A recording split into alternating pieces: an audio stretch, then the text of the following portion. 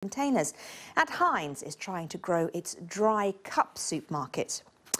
Well, with me now is Linzi Boyd. She's Chief Executive of brand consultancy Surgery Group and author of the book Brand Famous. Linzi, good to talk to you. Thank you for coming on to World Business Report. Hello. What is it that's going wrong with canned soup? I mean, sales in the UK alone tumbled by 5% last year.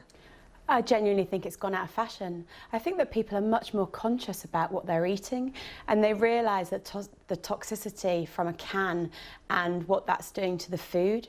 It's also not very fashionable to be carrying a tin around in your bag, is it? And that's what it's about, isn't it? It's about convenience these days rather than perhaps longevity or keeping something in your larder that you could, pick up on a rainy day. Yeah, I think that their target audience was always, the older person perhaps who wanted to have a stack of tins in their larder. But these days, they're also focusing on the youth. And if they want to grow their following, then they have to look at that aspect. And the youth are wanting quick, easy packaging. And so what are these companies doing now? I know that Campbell's is moving a little bit further away from canned soup. Heinz says it's actually growing its dry soup market. Do you think these are the way forward for these brands? It's interesting what Heinz is doing there, because if you look at the three product lines that they've gone for, one of them being their key one, which is tomato soup, they're not really saying that it's the dry product. They're more going on the memory side of things with the brand and how you remembered that product. So then it creates a need for buying that packaging rather than saying, oh, it's the dry food. It's not just canned soup, though, is it, that you can buy in the shops? There's canned tomatoes, beans, various other items. Are they being affected in the same way as soup? I don't feel like they are. I feel like soup is so saturated, and there's so many brands out there now that have thought about the environment with cardboard that they're able to move in that direction nicely, whereas canned products with soup aren't. Very briefly, you're a brand expert. What advice would you give to the likes of Campbell's and Heinz if they came to you for that advice? I think they're actually moving this in the right direction. One thing I would definitely be looking at for them, though, is environmental and recyclable, and also providing people with what is the reason why they've gone into plastic over can. I like a bit of canned soup myself. Linzi, thank you very much indeed for coming and talking to us.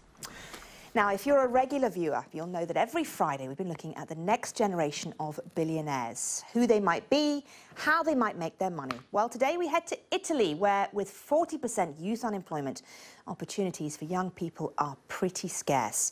But that hasn't stopped one student who's been described as Italy's Mark Zuckerberg. Duncan Hess reports. Matteo Achilli owns and runs a company that turned over $500,000 last year. He's 22. In March 2012, I launched egomnia.com. That is the first social network in Italy that matches companies with job seekers. And I started my company when I was 19. And in little more than a year, we have more than 200,000 members only in Italy and 700 companies. Then came a magazine headline that brought Matteo priceless attention in Italy and around the world. Italian Zuckerberg. At the beginning, it wasn't very easy because unfortunately in Italy there isn't an ecosystem with venture capitals, incubators or something similar. And so I started alone. My first business angel was my father. Matteo's business has attracted interest from some of the world's largest companies. But the president of global insurance giant Generali was at first reluctant. I should say that I had doubts, because new ways of doing things aren't always easy to acquire, especially in large companies like ours. But it worked.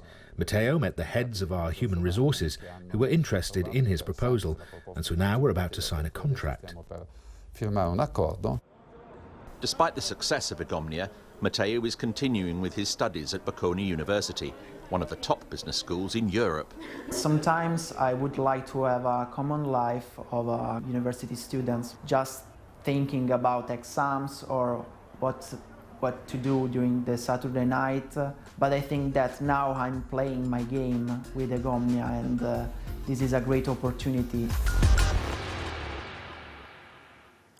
Now, let's take a look at other news now. And luxury goods maker Burberry faces shareholders at its annual general meeting later amid mounting criticism over its executive pay policy. Burberry boss Christopher Bailey gets a salary of £1.1 million plus generous bonuses, but investors are particularly concerned about share awards totalling some £22 million in the last year. The UK taxpayer could be out of pocket by as much as $1.7 billion because the government sold Royal Mail too cheaply. MPs on the Business Select Committee say that ministers underestimated demand for shares. That's all we have time for here on World Business Report. Do stay with us here on BBC World News for all the latest international news and sport. From me and the